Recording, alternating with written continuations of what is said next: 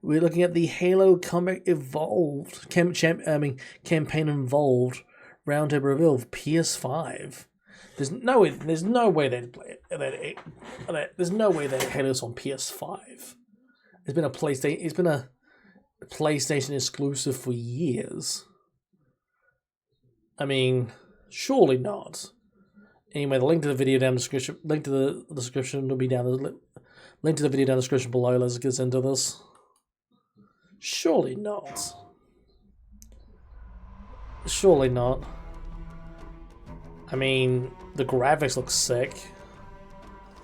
Oh wow, this is better than the initial remake. Nah, this looks way better. This wild. Like, this looks sick. Oh wow, that looks awesome. Halo Campaign Evolved is the next project coming out of Halo Studios. It is the ultimate Halo CE campaign remake. Okay. It's coming to Xbox, PC, and for the first time, PlayStation. Next year. To talk oh more wow. About it, we've got Dan, Max, and Greg from the development team. Guys, let's get into this. I mean, it kind of feels dirty to play.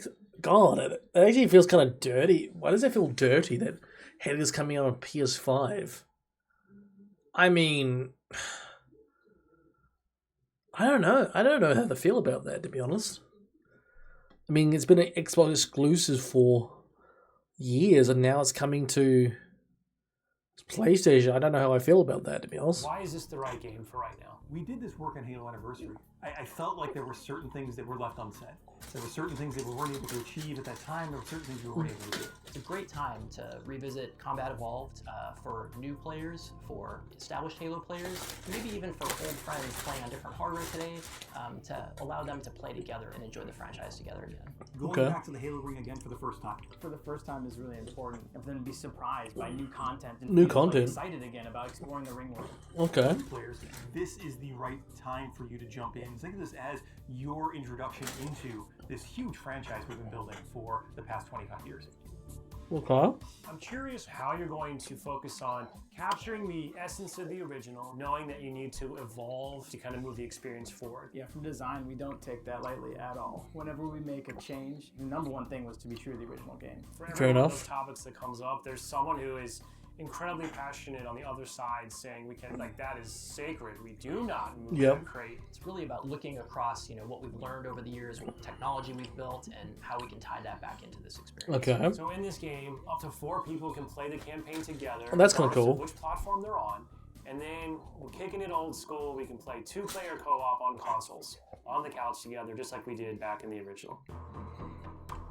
What do you have to do differently to account now for 4 people running around? For different co-op counts, we will make some of the spaces larger. We also want to make sure we're authentic to the encounters themselves. So it's a balancing act between that difficulty tuning and That's kinda making cool. those encounters the right size for the right space. I understand that we've done some special tune-up works to the beloved Warthog. We have. There's a new seat, what I like to call the golf cart seat or the bumper seat. This is on the back of the Warthog. Oh wow, they made the everyone- Warthog full-seater. Mind if I join you?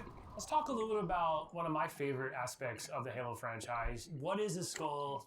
What's cool about it? What does it do? A skull is a gameplay modifier. It generally mean-spirited. It makes the game more challenging for the player. Okay.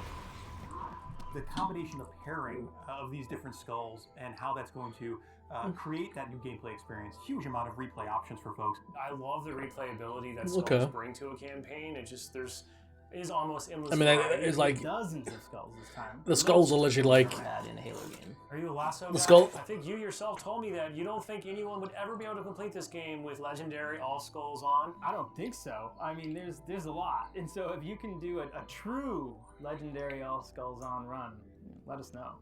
I mean, I'd love to see I don't think it. I've ever done it. I mean, that'd be really hard. If there's one thing that this community has shown us is do not underestimate them, and they will find a way. So Halo's always been known for its sandbox. How Yep. has this evolved? We made sure that anything we included isn't going to drastically change the way the game plays. Fair enough. Change the sandbox in a drastic way, but there's some really fun kind of Ooh. additions, and that's across enemies, weapons, vehicles, things that in the original CE you weren't able to do before that you now can. You finally killed the elite with the sword. That weapon hits the floor and you can pick that up and just kind of really. Take Oh, you can get the sword. You can get the sword now. The sound design. You can get the sword. All these weapons, by the way, have been painstakingly remodeled, rebuilt, higher fidelity. How do all these things kind of come to life? That comes across through the way they look, the way they sound, the effects, the Let's go. actual panels on the weapons themselves, the ammo counters. With Unreal, the fully dynamic lighting within Lumen allows us to get those effects, right? That rich plasma lighting up and brightening the environment. That's Of course, sick. one of the hallmark elements of Halo CE is That's what sick. becomes kind of a three-way battle with the introduction of the Flood. There was quite a bit of development between Halo CE and 3 to kind of how the Flood behaved and just how they interacted with the player. So we've pulled a lot of those Flood behaviors into this game. And I would say this is a learning specifically from CE to Anniversary, which is just Okay. kind of that mood, the atmosphere, the tension, the horror, and really delivering on that from the way that we stage the encounters and the setup and how we reveal the Flood. In Halo Legacy, there were some pure form units. We've pulled in a familiar friend, familiar fiend, if you will, to challenge the player. Ooh, let's go. Talk to me just a little bit about how we're approaching the narrative aspects to bring it up to the same level as the rest of this game. We want to tell an authentic story and we want to level up the cinematics from the source. Okay. As we were building this out, we didn't just kind of put a neat coat of paint over the original cinematics, right? We ended up revisiting exactly how they were blocked out, how they were sequenced, how they were put together, and we've done that across the board. We have access to original source assets, original source code, and access to the original storyboards. We are remastering, remixing the music to go along with these cinematics. We That's also had sick. The core principal cast come in and re-record all the lines. How much firepower would you need to crack one of the engine shafts? That's It's really provides a awesome. degree of fidelity that we weren't able to do for Halo Anniversary. That's actually kind Now of. would be a very good time to leave. That's actually kind of awesome. I'm super excited that this game will include 3 brand new bonus missions. Tell me a little bit about that. It was really important that we preserve the original story as it is. So these missions specifically are meant to be a That's prequel kinda setup awesome. for the main course. These new missions are going to offer some new opportunities for character interactions, maybe between Chief and Johnson. We've got some new mechanics, maybe some new AI behaviors, things that haven't been done before in Halo CE. I think we're just getting started. That's very cool. So All right, that's really cool. All right, I'm looking forward to this.